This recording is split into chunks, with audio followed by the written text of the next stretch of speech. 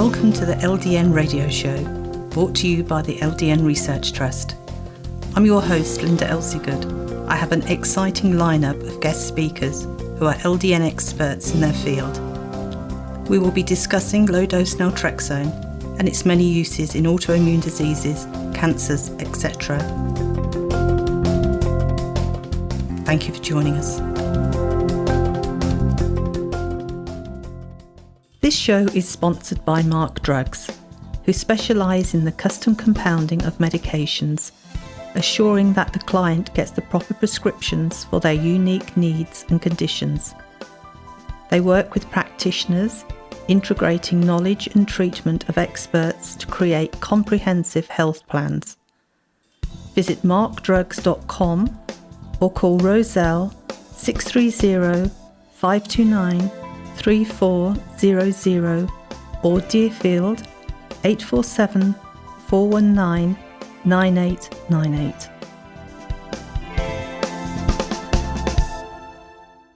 Today it's my pleasure to introduce our guest, Dr. Burt Berkson, and for those listeners who have been following us, Dr. Berkson has been mentioned by several of the past speakers. I was privileged to meet him. I think I've actually met him twice now at different LDN conferences, but the work that he's doing is mainly with cancer, and the results have been amazing. He's had papers published. So thank you for joining us today. Thank you, Linda. It's a pleasure. So you were just telling me about the work that you have been doing, and we know now that you've been working with LDN for 20 years. How has it... Yes, Sorry. Go on. So how has it advanced in that 20 years that you've been prescribing? Well, I first learned about it from a patient who came in with metastatic prostate cancer and rheumatoid arthritis.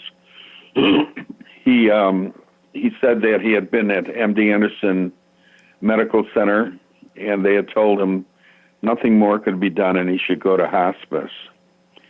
And he came into the office and he said that he needed pain pills because he had to put his wife in a home before he died. Mm-hmm. Then he asked me if I ever heard of Dr. Beharry in New York, and I said no. And he said he heard Dr. Beharry was using something called low-dose Naltrexone, which seemed to stop the growth of some cancers and actually reversed rheumatoid arthritis. So I said, well, why don't you go up there and see him? He says, well, he's in a little office. If he's any good, wouldn't he be at a big medical center? Mm-hmm. And I told him, I said, you know, when I first started out, I started out at big medical centers in Cleveland, big university medical centers, and I found I started using alpha-lipoic acid to reverse liver disease, and I published a paper out of National Institutes of Health on 79 people who were waiting for liver transplants with acute hepatic necrosis. And within 1 month, 75 out of 79 had regenerated their livers. And the people in Cleveland, the conventional people, didn't want to hear anything about this. They thought it would interfere with their liver transplant programs. Mm. So I said that if Dr. Beharry could cure cancer or reverse cancer and rheumatoid disease, I don't think one of the big medical centers would want him on their staff because they treat a lot of cancers. They don't cure that many cancers, stage 4 cancers. So he went up and saw Dr. Beharry, and I thought he died.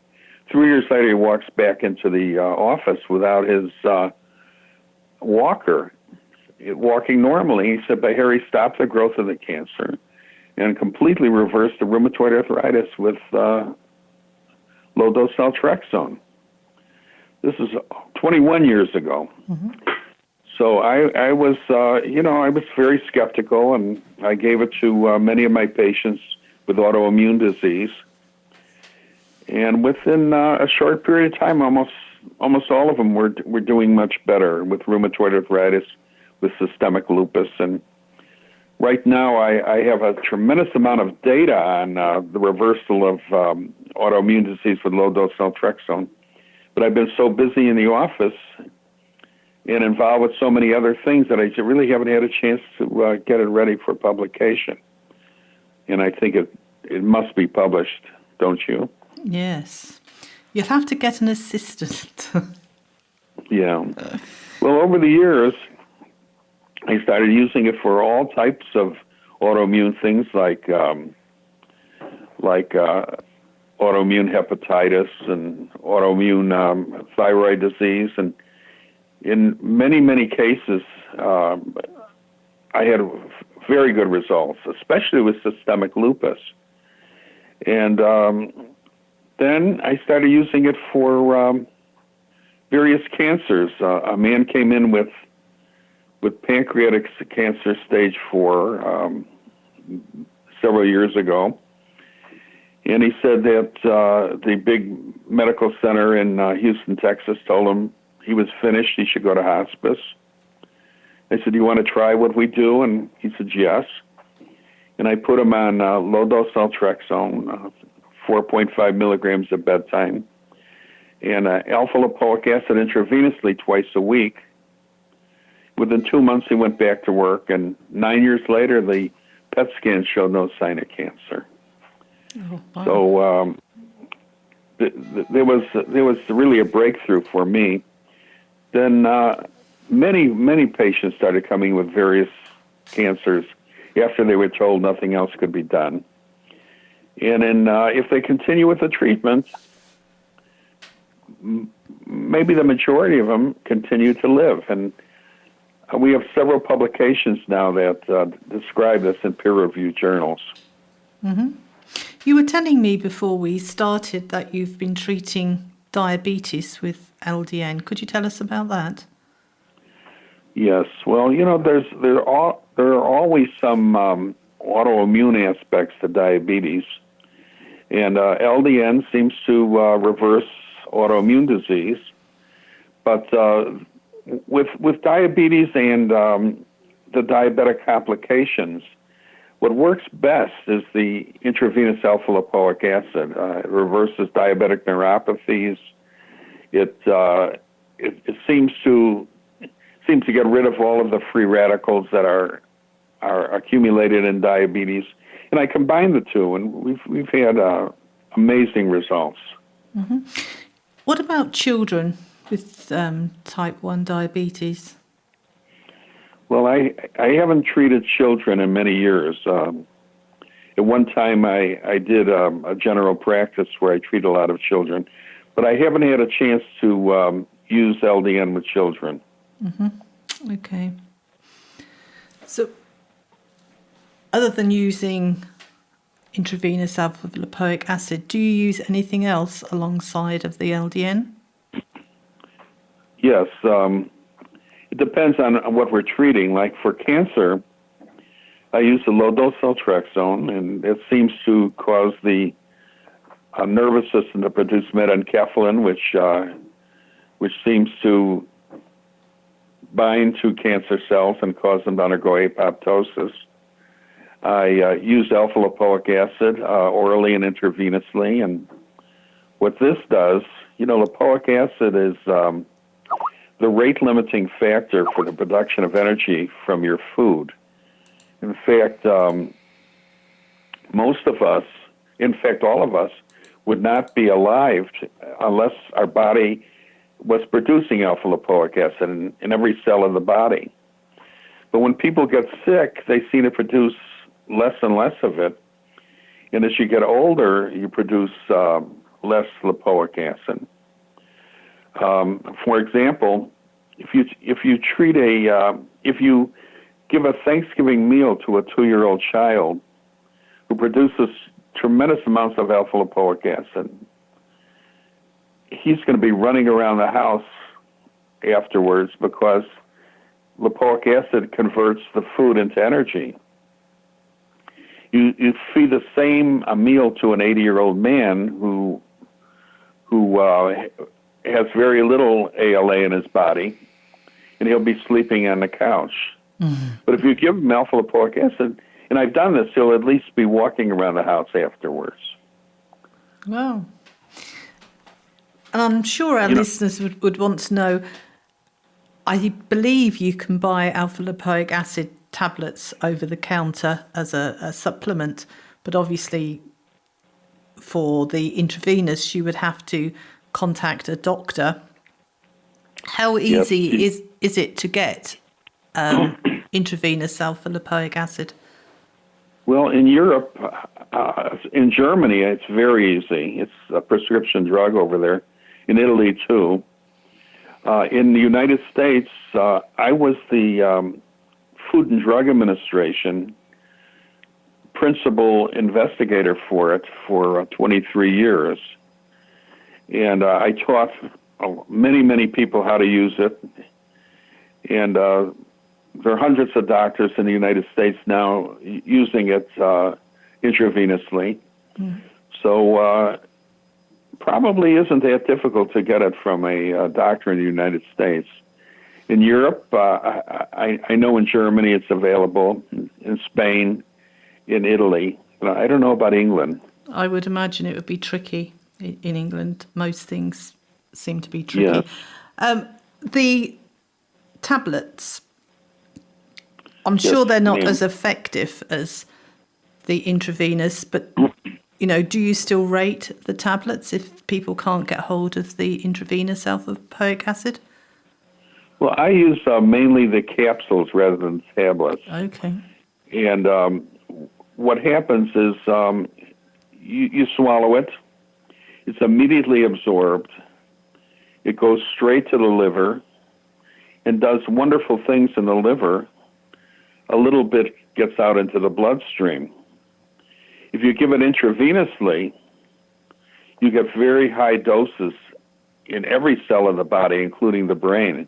It crosses the blood-brain barrier and removes all of the, all of the free radicals, all of the cobwebs that have accumulated in the nervous system and in every tissue in the body. So lipoic acid does so many things, Like I say, for example, with cancer. Cancer grows sort of sluggishly, and it uses a metabolic type of metabolism called glycolysis, and this occurs without oxygen. And it just moves along. It doesn't use the mitochondria, which are the energy factories of a normal human cell. So cancer cells convert the sugar or the food into something called pyruvate, and then it converts the pyruvate into something called lactate, and they just go that far. Normal, healthy human cells have to do the glycolysis first and produce the pyruvate, but then that pyruvate has to be converted into something that goes into the mitochondria to produce energy and keep us alive. And that chemical is called acetyl-CoA. It goes right into the mitochondria to produce energy. Well, how does the pyruvate become acetyl-CoA? There's an enzyme, but lipoic acid is the major part of that enzyme. So lipoic acid is the rate-limiting factor for the production of energy from our food, and that's what keeps us alive. Cancer cells have this primitive metabolism where they convert the food into pyruvate, and that's about it. If you have alpha-lipoic acid in higher doses, it forces cancer-type metabolism into normal metabolism, and cancer cells tend to die from this.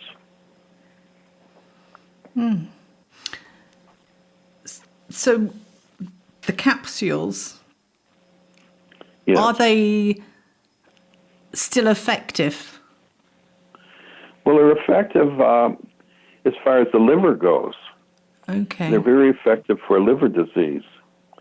But if you want to treat something like diabetic neuropathies, you have to have much higher doses that go to the extremities, and intravenously works much better. So if somebody has or is a recovering alcoholic and they've already damaged their liver, would the alpha-lipoic acid help repair the liver from alcohol abuse? Yes, from my experience, it does. We have many patients with alcoholic cirrhosis, which means that much of the liver is scarred, and there are not many healthy liver cells left, and many of the stem cells are gone. But alpha-lipoic acid stimulates stem cells all over the body to regenerate into new tissue.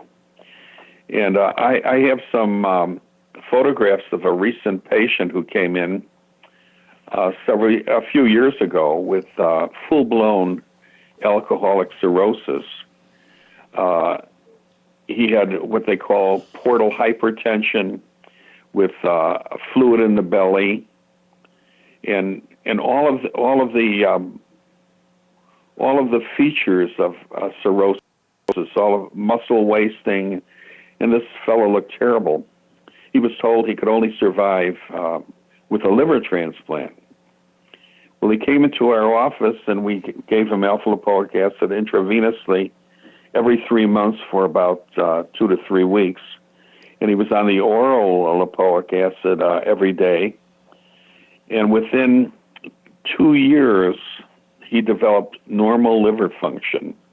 And the fluid in his belly was absorbed, and he looks like a normal human being now. And his muscle tissue regenerated too. Well, isn't that amazing? It's amazing, and I'm preparing that for publication now. Wow. And you have had a paper published just recently. Would you like to tell us about that? Oh, yes.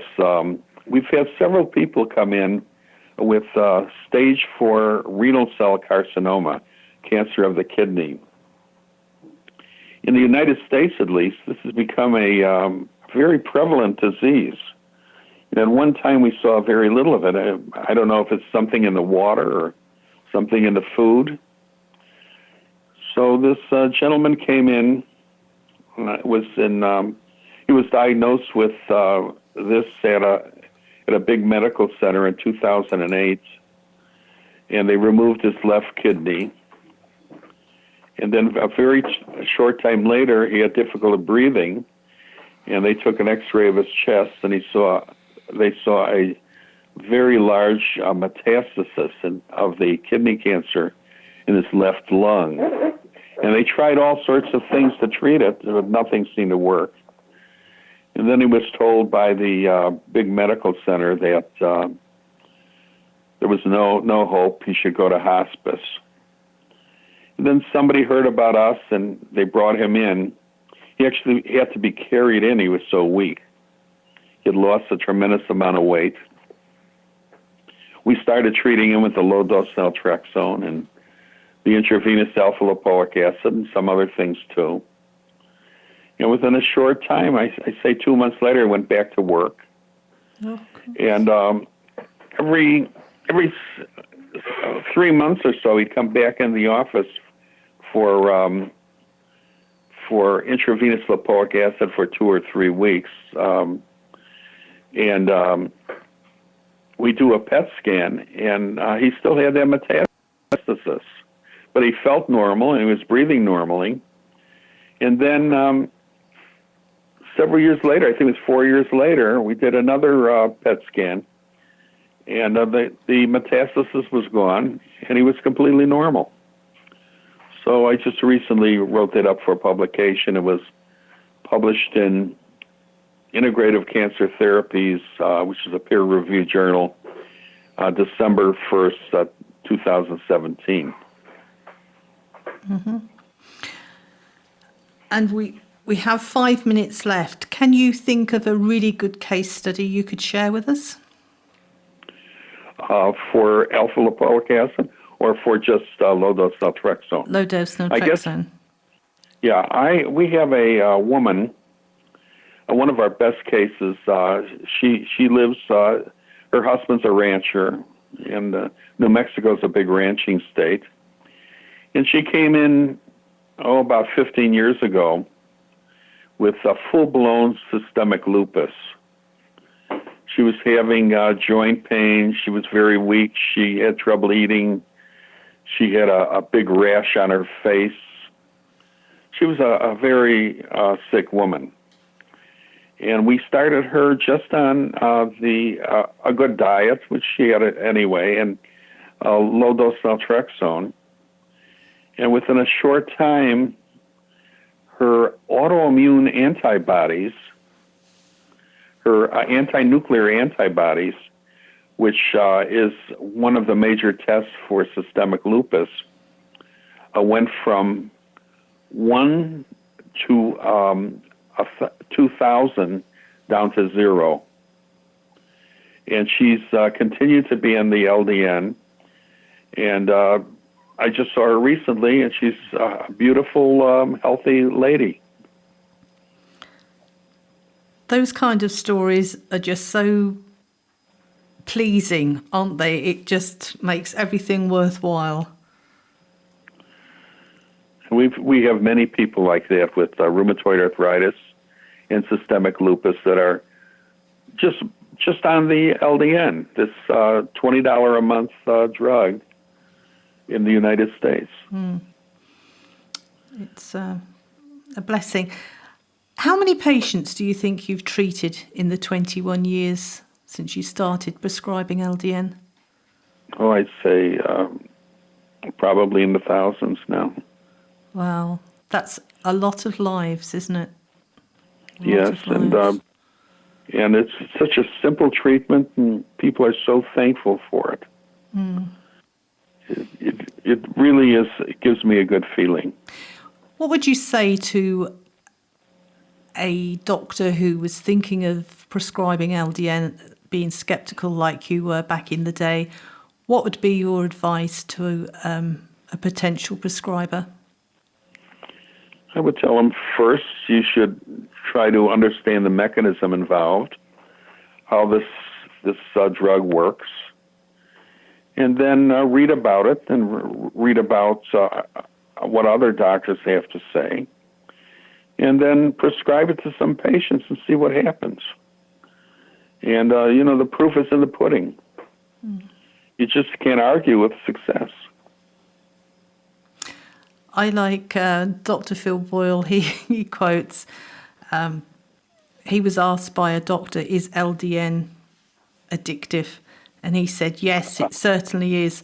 I'm addicted to prescribing it. I can't wait for the next patient I can help with LDN, which I thought was very amusing.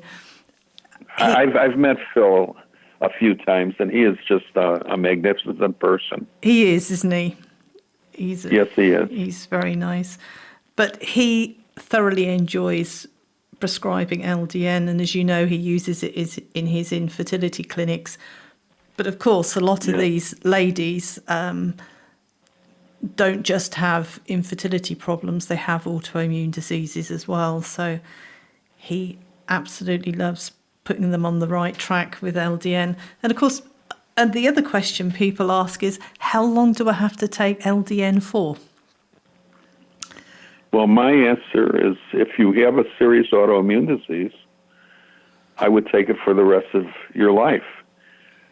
I take it every night, and almost everybody in my family is on it to prevent things. My brother-in-law, who is an internal medicine doctor in Milwaukee, Wisconsin, he fell off his motorcycle and injured his back and his legs.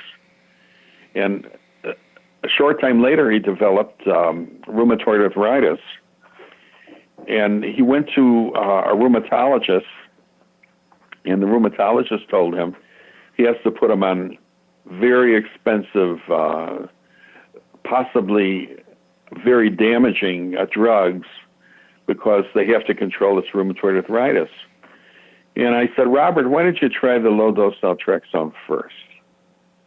And he said that he would try it. And after a short time, the rheumatoid arthritis was under control. So when he went back to his rheumatologist, he told him about it. And the rheumatologist told him, that he has rheumatoid arthritis. He's going to try it. And he did, and he started getting better with it too. But, that rheumatologist is still prescribing the very expensive, possibly harmful drugs to all of his patients and doesn't tell them about the low-dose Naltrexone. So I don't know. I can't understand this philosophy in many doctors. They're sort of married to a certain drug program. I guess if they think outside of the box and their society learns about this, they could lose their board certification, because board certification means everybody does the same thing. So maybe that's why they don't prescribe it. Luckily, more and more doctors are learning about LDN and are feeling confident in prescribing it. So fingers crossed. As I said to you, I really feel that this is the year for LDN. It's like a snowball effect, isn't it? It's been rolling year on year, getting bigger and bigger, and hopefully more people will learn about LDN and find a prescriber. I agree with you, and it's a remarkable therapeutic agent, and we use it every day in our practice. Well, thank you very much for being our guest today. We've learned a lot from you, and it's been a pleasure as always. Thank you, Linda. I look forward to meeting you again in the future. Thank you. Be well. Bye. Happy New Year. This show is sponsored by Mark Drugs, who specialise in the custom compounding of medications, assuring that the client gets the proper prescriptions for their unique needs and conditions. They work with practitioners, integrating knowledge and treatment of experts to create comprehensive health plans. Visit markdrugs.com or call Roselle 630-529-3400 or Deerfield 847-419-9898.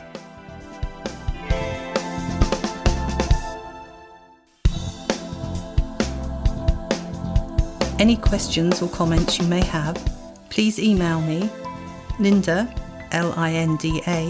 at ldnrt.org. I look forward to hearing from you. Thank you for joining us today. We really appreciated your company. Until next time, stay safe and keep well.